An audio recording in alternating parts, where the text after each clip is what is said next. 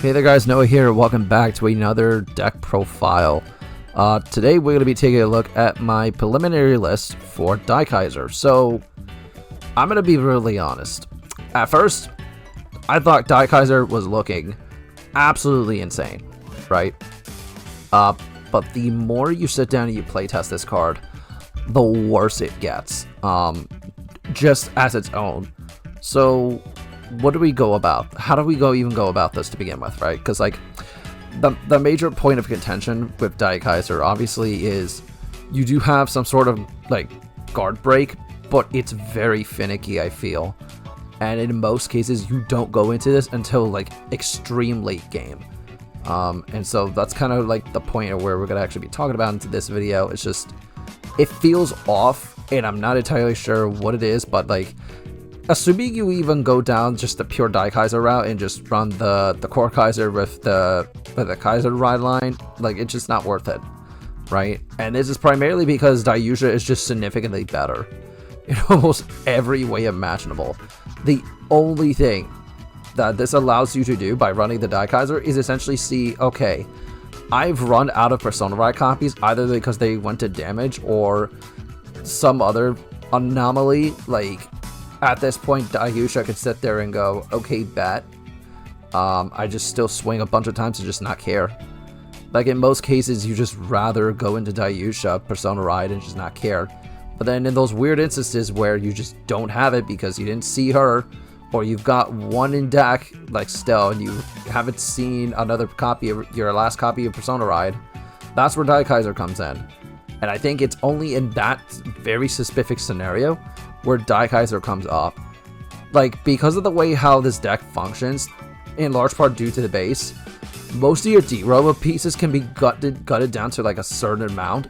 Like, pretty much as you see here, like most of my D-Robo pieces are at 2. Like, my grade 1s and 2s are like reduced to like 2s or 1-ups, even in the case of this one.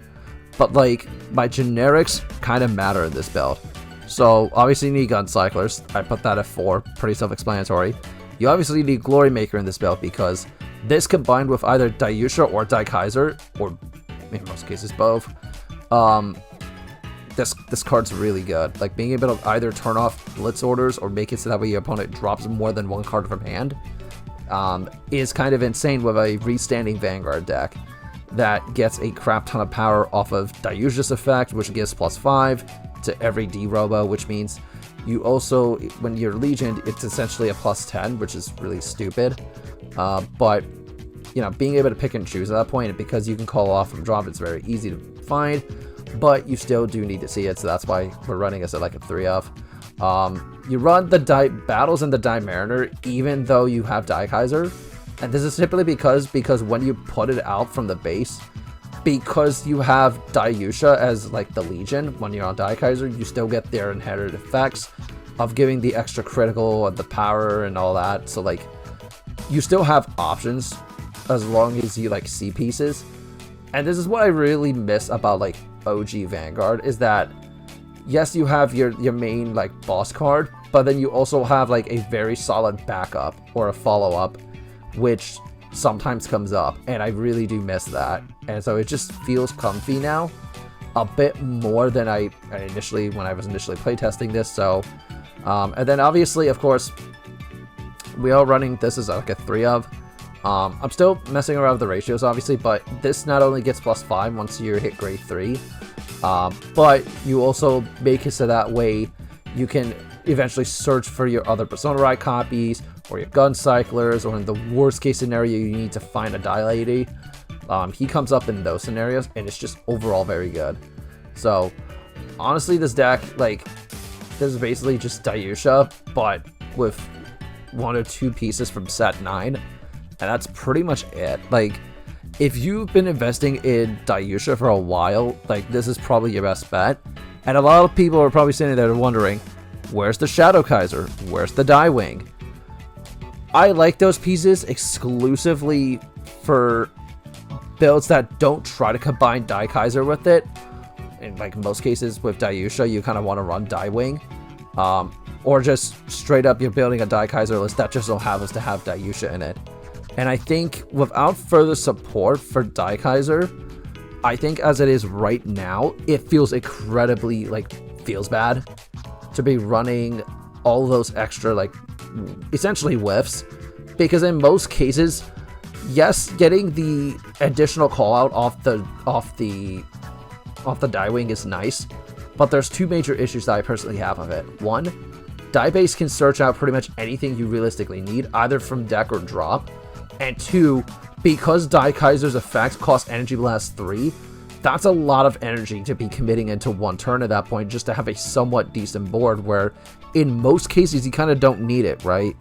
Like, essentially, you'd be Energy Blasting 6 for that, which granted you could get back at least 3 to 4 on average because of the die base by the time that situation comes up, but it still feels incredibly clunky, especially when we're running the Gun Cycler as well, so like, I don't know, I just don't feel like it's necessary, sadly.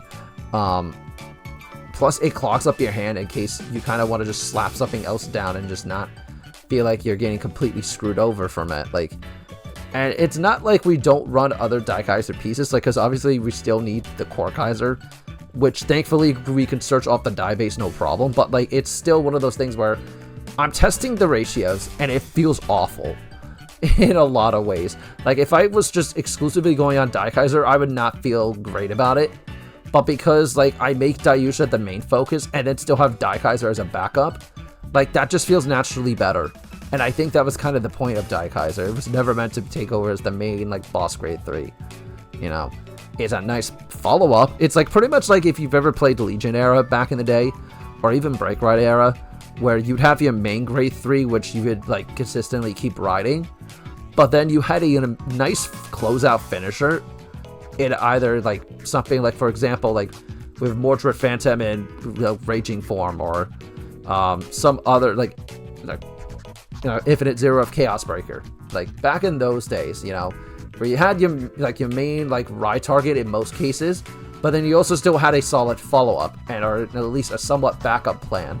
And that's what I feel like Vanguard's been missing quite a bit for the standard format, and it just feels good. Like, as it is right now, like, you put 3 Daikaiser in, you put in a couple extra pieces from set 9, and you're pretty much good to go right out the gate. So, yeah, let's just go ahead and test out a game or two on CFA and just see how things play out from here. Alright, so we have a game. Hopefully. I say hopefully because you never know with these CFA players, how they tend to react a bit. Alright, so we're going second. That's actually really good. Into this. Oh my god, we see Glory Baker and we see our Cycler. Oh my god, we're actually cooking. And we see our Persona Ride. This is one of the most ideal hands I can realistically ask for. Holy shit, that actually matters. Alright, let's go. And it's against Happy Toys. Now, this deck is actually really good. Heartaloo is actually, out of set 9, is actually one of the better decks. If you're actually building a deck out of set 9, I would argue you build this. Because it's really consistent.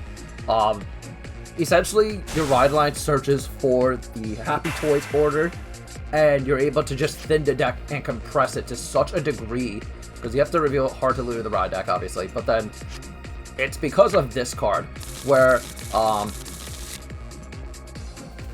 as long as you got a Happy Toys Vanguard, or you Vanguard's Heartaloo, you check top 5, choose up to 2 Happy Toys with them, you reveal them, pull one of them from to your hand, and then put the rest of them into their soul. And then you could essentially keep, like, cycling all your pieces. And also because of this card too, like, this I feel like is going to make the deck incredibly broken. So Sparkling Bunny basically makes it so that way you always, like, make your deck a lot more consistent, and that's just insane, right? And that's really the big difference maker here. And you just put a card into the soul. Yeah, so that's just really gross. Alright, so now we also have Daikaiser, and that matters too. Because now we also have an alternative play. So we're going to ride up, get an energy, go to 3, effect of this to search for a base.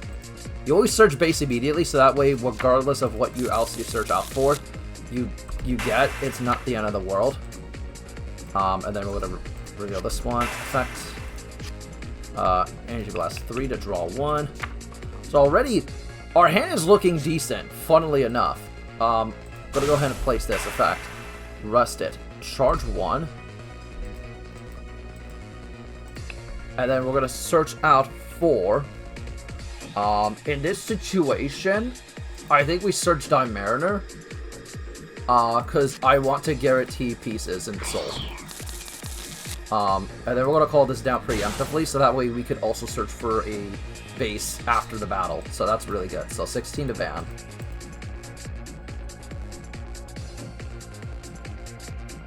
Let's see whether or not he will take this hit. No guard. Checks a crit. Perfect. Let's go. 2 damage coming up. Ooh, wrong time for the heal. Okay, well, that one's a little more, better. He does at least get the heal, but thanks to this card's effect, we're going to be able to check top 5. And we get our base. Alright, so we're actually chilling. And that was the reason why. I'm sitting there and I'm like, ooh, I see Guncycler, I see other pieces. We are actually cooking. And really, that is the reason why we run that card. Because worst case scenario, if we don't want to search Style Lady, we could always just directly search the base off that card effect, so that's really good. His effect is going to search for another Happy Toys, and then essentially he's just going to be able to set his soul up pretty well. Like, this thing is really annoying because it gets a crit under the right circumstances, so that actually matters quite a bit. I actually almost wonder if it's even worth riding up, but then again, like, yeah, I mean, we have early access to Persona Ride, which kind of matters in this build right now. And I think the Persona Ride is going to matter a bit more than the Legion in this situation. So we are actually channeling. So he's going to use another Sparkling Buddy. Check top 3, put 1 card from him on the Soul. And he puts the Winsome Clown. What is this one? Your total has 3 or more sold by... Oh, okay. So it's just a beat stick. That's actually not bad. We'll take this hit. Just because we want damage. And let's see what he does here. Checks the Philia. Ooh, we check front, so now that this column doesn't hit. That's great. Stand and draw. We will discard Energy Cycler again. Ride Die Dragon. Energy Blast 3 to draw 1. Now we set the die base.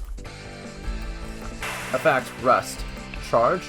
This time we search for the die battles, and now our soul is particularly set. Because Die Battle's effect reads, as long as your opponent's Vanguard is grade 2 and your Vanguard's Die Dragon, and your soul has got Go Yusha, Die Lander, and, you know, all these, you can Superior Ride. And that actually matters quite a bit, so we're going to activate the Die Battles from in the soul. So we're going to go ahead and do that, declare it. Now we take a card from our hand and put it into the soul. In this situation, given what our options are, I think... Do we put the Glory Maker in? Because I feel like Glory Maker matters a bit more. We're gonna... I hate to do that, but, like, our options are kind of slim. And now because of Die Dragon's effect, we get to call him out, give him +5, and the red text skill. So, we're actually not that bad off. We're still gonna go ahead and Energy Blast 2 to call out the Dilander, and now because of Dilander's effect, Vanguard in itself gets +5. So this becomes a 28k column on its own right, and then that's on top of having the Glory Maker, and that really matters. So now we're going to go ahead and swing. His effect first, Canvas Draw. Her effect, you get to choose whether or not you force it so that way they can't use Blitz Orders, or they have to use 2 or more from hand to block them. So, this is going to be 26 to Vanguard. First check, nothing. Second check, another Glory Maker. So, like, honestly, that was not a bad move. Effect, we're going to take a Glory Maker, put it into the soul. Restand Vanguard, and then she dies. And then we swing another 18 no drive checks. So that actually matters quite a bit. And then that's on top of the Persona Ride we have access to in the follow-up, which is really good. Yep. And then this is going to be 28. So So this level of early aggression and just the rush potential makes this deck way better than it realistically has any business being. The only major problem that we could potentially have, because we've already seen a total of 3, so we saw 2 Dayushas, so worst comes to worst, and we don't see a very particular card, it becomes a little more awkward. But I also wanted to do this just to see how strong Heartloo would be, like, immediately going turn 3, even with all this. So, he gets another Happy Toys, he's gonna check top 5, and then we're gonna see how this plays out, because no matter what this turn, he's set up for the full combo, but I'm more or less curious to see what else he can do. Okay. False Philia, so now that's a little interesting. Also, because one thing about this deck that really helps Philia is the fact that because you play an order every single turn, Philia will always be live, and that actually really helps out the deck's overall consistency. And so now he's going to be using the Axe skill of the Toys Are for Kids to take a Happy Toys from the drop and put it into Soul. So he did put the Giant Fluff in there. And so now he's going to be Energy Blasting 3, and now he just gets to call board. And that's really insane. This gets a crit when it restands. This gets an additional attack. This is actually very annoying because of the fact he can just target my Die Dragon and not care. And that matters a lot. Oh boy. Placement rate 3, Vanguard. Until the end of this unit gets that and +5. So this still has its +5. That is gross. Oh god. Alright, so this effect counts 1, draw 1, and he gets +5. That's actually really good. So his columns are actually looking really good right now. And then because there are 3 Happy Toys set orders, +5 to the front row as well. So that actually matters a bit. And he still hits for magic numbers, which is really, really, really annoying. We're forced to just let the Die Dragon die here. And because of the Coaster Sharks effect, he will be able to restand. So, not the best situation to be in, but honestly could be way worse than this. He's going to swing with the Bravey Loss. I don't... You know what, we'll take this, see where the road takes. Ooh, Die Lady. Yikes. Now, Heartloo's effect allows him to restand a card. And he's going to be restanding the Bravey Loss, which gets +10 in a crit. And then because of the Sparkling Bunny, she'll be able to restand as well. I'm going to take this hit and see what he checks, because he would need to hit, like, massive crits in order to put me in a very awkward spot. I have 3 PGs and a fuck ton of other shield in hand. I think we're good to just let him go off. And he gets a crit. Okay. Yep, I'm getting punished here. Second check, and third check, nothing. Okay, so first and second hits a crit. If we hit a heal, we just immediately put this back in, and we just kind of wombo combo, but 48, ugh, hit a crit. Block that shit, 53. And then this attack, we're gonna just let it hit, because, no, I don't want to let it hit, honestly. So in this situation, we're actually just forced to PG. I think in hindsight, I should have PG'd this and then just blocked it a bit differently, but honestly, we're not in a bad spot. Not the greatest spot either, though. Let's see what we draw. Ooh, okay, so now we got a Personalize, and the Ultimate Prey, we see some other pieces. Okay, we didn't see pieces, that's bad. Because of her effect, at least, we get to call her out. And now from here, this leaves me in a very awkward spot. I am forced into a situation to call the Die Mariner. His effect, plus 2k, and no intercepting. So that actually really helps out with our numbers. I'm going to go ahead and anti-charge 1, and we are going to put the Die Dragon into Soul. It sucks that we didn't see another Die Lady or another Die Base, but not the worst position to be in. So we are going to go ahead and declare attack, count us 1, draw 1. All my D-Robos get +5. And so this is going to be 28 to Vanguard. First check hits a crit. That matters a lot. Second check. Oh wow, he's just dead. Let's see if he hits a heal. I don't think he will. Okay, wow, that was really awkward. Let's see if we can get another game going. Alright, so we got another game going. I'll call head sake argument. And I will go second. Blind second with this deck, rule number 1. Because you get the ride jump and you get the consistent, like, Persona ride access, so that actually matters a lot. We see Dimeriter, that's really good. Because then we don't have to, like, overcommit. I'm gonna keep the Daikaiser in hand, worst comes to worst, like, we just discard it for whatever. And we'll kind of see where we go from here, so, here we go. Ooh, Warten. Okay, so this probably means this is a Welstra deck, maybe? Maybe? Oh, discards Habitable Zone. What is this? Oh no.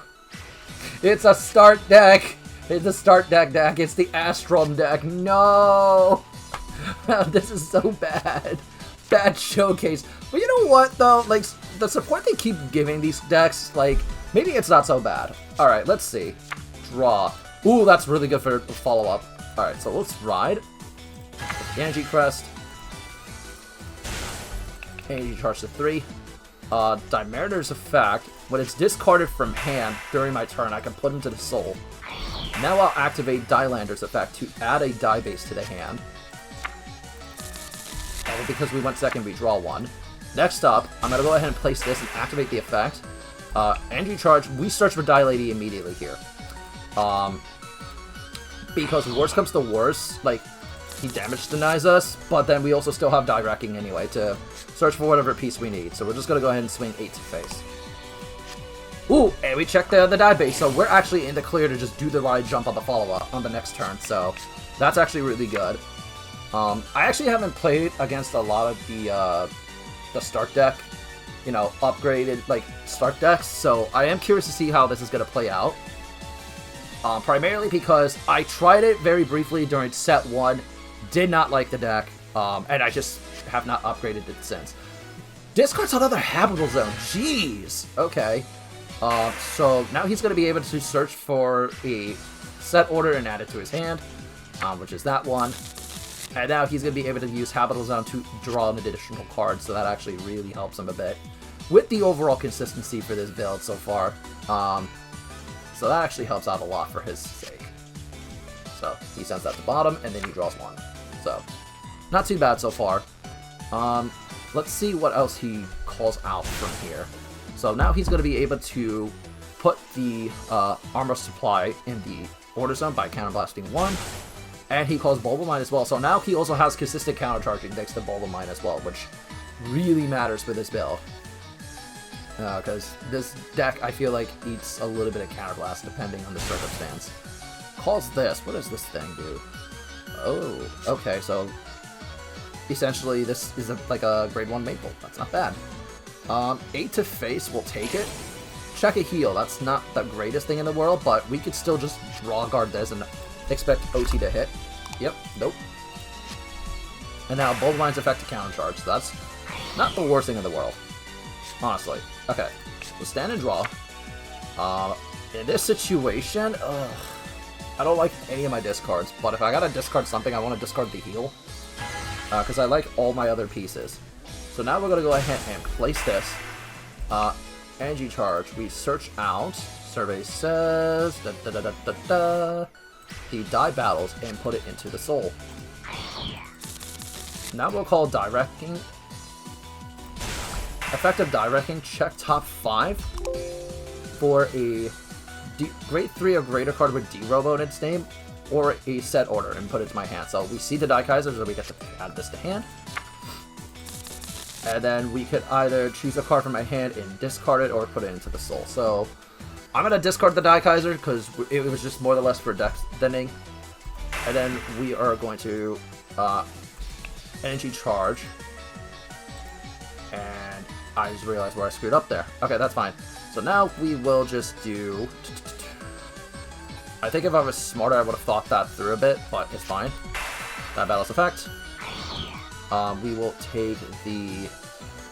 I hate wasting more shield, but... what's the likelihood that I see another Daikaiser in the future? Relatively high. We don't need it right this second. It's just always a nice option. Now we'll do Die Dragon to call him out, +5. Because we have a grade 3 Vanguard and my order has a base, +5. Energy Blast 7 to draw 1. Oh, we draw to another Persona. Right? That's actually going to be helpful. Swing effect, count us 1, draw 1. Ooh, into a Gun Cycler, so that's not too bad. 13 to face. First check. Second check. Into another die base. That's always helpful. Effect, we're going to go ahead and put the Die Wrecking to Soul. To restand. We'll swing with Vanguard first. Bait out any triggers, or just extra hand, and then we go from there. It just helps us right here that, you know, we don't have to really commit nearly as hard. Alright, so this is going to be another 15. He's taking a lot of damage. I hope he's okay. I really hope he's okay. So he goes to 5. Not sure if that was smart, but I guess he may have not had a whole lot in hand. Let's see what he does here, because he is going to need a lot for this next turn. Because if not, he is screwed. Oh my god, that's 3 habitable zones. That's wild. Yep, goes into Astrom. First off. I guess he didn't want to Soul Blast? Oh no, he's using the grade 2. And now he's going to use habitable zone. Soul Blast 1, send it to bottom, draw 1. And because he used Bulb Mine on the previous turn, he did have access to that little bit of access soul, which matters. Next up, he could use Astrom's effect to add a Persona Ride copy to his hand, if he so chooses. But he's going to call the Grade 3 Dragon here. Okay. And then he calls that. Yep. Slides that down. Places another one, counter blesses 1 for the effect. So these attacks actually potentially could be really annoying. And because of this effect, he's going to be able to check the top 5 and add a grade 2 or greater card. And then discard it. Which, I think it's its situation. What do you discard, though? Because I don't know what other, like, what discard target you would realistically do for this deck. Okay, yeah, so he just doesn't bother with the mill, which is fine by me, because at that point, like, what other choice did he have? So now he adds the other copy, and he gets +10. So not too bad here.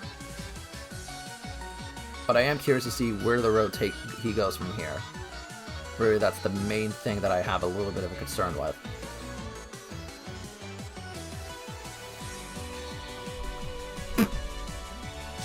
Alright, so we're going to go into battle phase. Where does he start with first, though? Swings with this column first. Because of Die Dragon, he gets his +5. He's active with his +5, so we're actually going to go ahead and intercept with him. Effect, +5 to the shield, so that's 23. And now, from here, he's going to swing with Astrom. Effect, Energy Blast 4 to restand this. And give it +5. And both of these will get +5. Which isn't the worst thing in the world. Interesting. I guess that's it. Sure, I'll no-guard it. Okay, this raid doesn't really matter. Okay, so he gains a little bit of power because of the order. That's fine. And then Soul Blast 1. For which? Alright, first check. Hits a crit. Okay. Second check. Hits another crit. Okay. That's interesting. Crit. That. Okay. Not the greatest position to be in, but we can still raw guard this, no problem.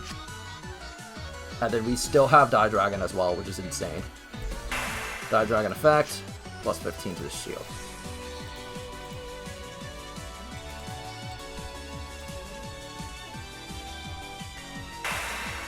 And then her effect, and in battle.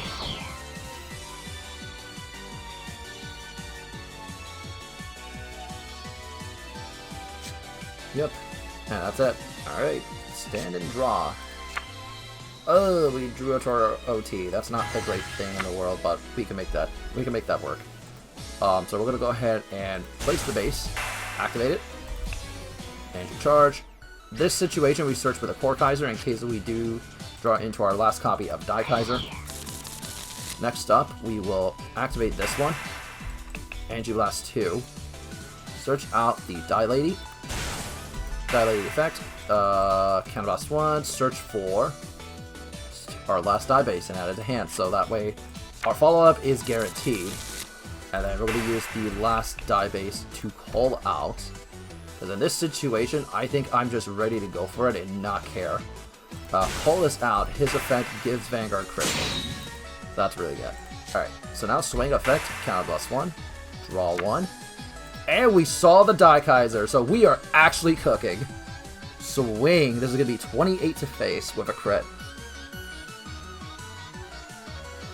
So let's see what he does here. If he survives this is going to be actually crazy. PGs. Okay. First check nothing. Second check crit. Alright. You already know. We're giving it all effects to Daiyusha. Then effect. In this situation, I'm thinking. I don't know if I need this. I don't think I do. I'm okay with putting it in there.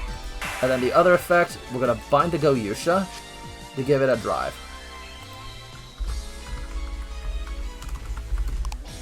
So now swing, 38 in a crit, and 3 damage, 1 drive check.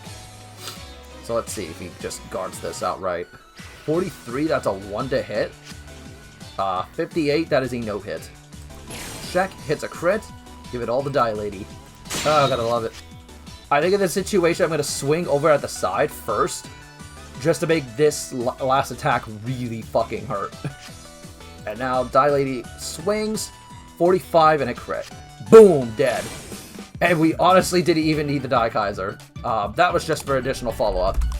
But you can see, like, in this situation, we had 2 lines of play regardless of what our opponent did, right?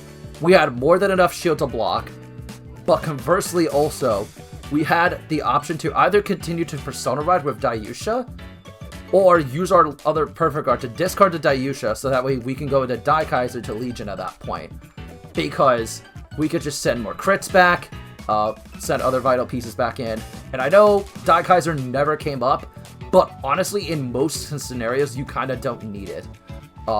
It's one of those instances to where if you think the Daikaiser helps, in combination with something like the Glory Maker, then you kind of go into it. But yeah, that's how the cookie crumbles, I guess. I made a few misplays, but honestly, if you literally take your current Daiyusha deck, put Daikaiser in there, and put the Daiwrecking and the Daikaiser in, you're pretty much good to go. And the reason why I say, like, you put the Daikaiser in, like, as the one-off, like, in the main deck, it's just because, you could search it off the die base. But let me know what you think about this deck, any adjustments you probably would make. Let me know in the comment section. Until next time, this is Noah, and I'll catch you guys later. Bye, everyone.